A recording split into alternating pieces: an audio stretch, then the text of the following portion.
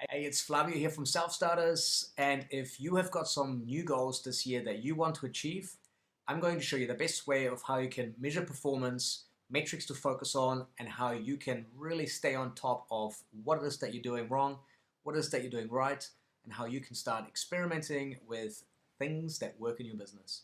Stay tuned, and I'll show you how.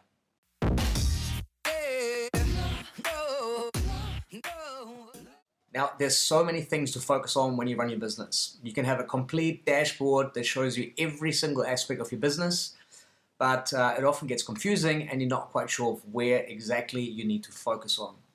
So you now have your goal that you want to achieve at the end of the financial year. You've got your revenue, you've got your units sold, you've got your onboarding customers, and you know exactly where it is that you're heading. Now, where do you measure? What do you measure? How do you measure?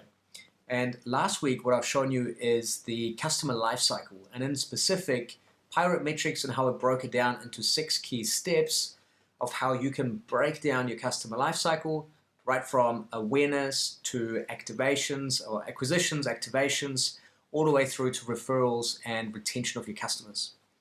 What I want to show you today is how you can match up your metrics with that funnel, so that that funnel becomes your dashboard and you know exactly where to focus on in your business. So to get things started, first thing you want to focus on is your awareness to acquisition. This is the right channels that you're using, whether it's social media like Facebook, Instagram, Twitter, perhaps you have some LinkedIn strategies, Google strategies, PR strategies, SEO, whatever it is that you're doing, it's leading to your website or to your shop. And what you need to do is really become aware of your highest channel, the channel that gives you the most amount of eyeballs for the biggest reach, the highest conversion rate, but you want it for the cheapest price. So your customer acquisition cost is super important when you're calculating your awareness to acquisition. You want to focus on those metrics if you have a really good conversion rate, but you need more people in your funnel. That way you can acquire customers for cheaper and at a higher volume. Next, what you want to focus on is the amount of activations that you're having. How many free trials, how many demos are you booking in?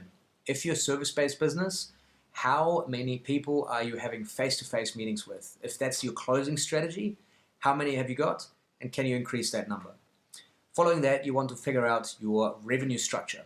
And in terms of revenue, what we like to calculate is the lifetime value of a customer. Not just a single sale, but over the lifetime of the customer, how much money will they spend? How much revenue will they bring in towards the business?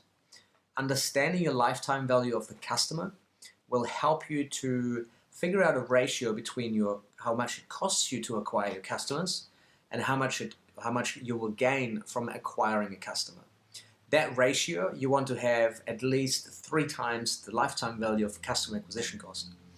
Might still sound a little bit low, but it's a good start if you're only kicking off in business. Now, another great metric to follow when you are calculating your revenue metrics is ARPU, which is your average revenue per user.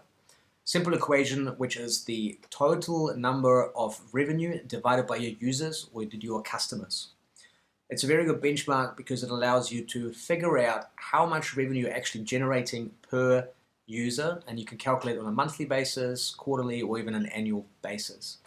Now, it's very good to actually help you figure out your most profitable segments, help you profile them, but also helps you to forecast in terms of user acquisition and how much revenue impact it will have.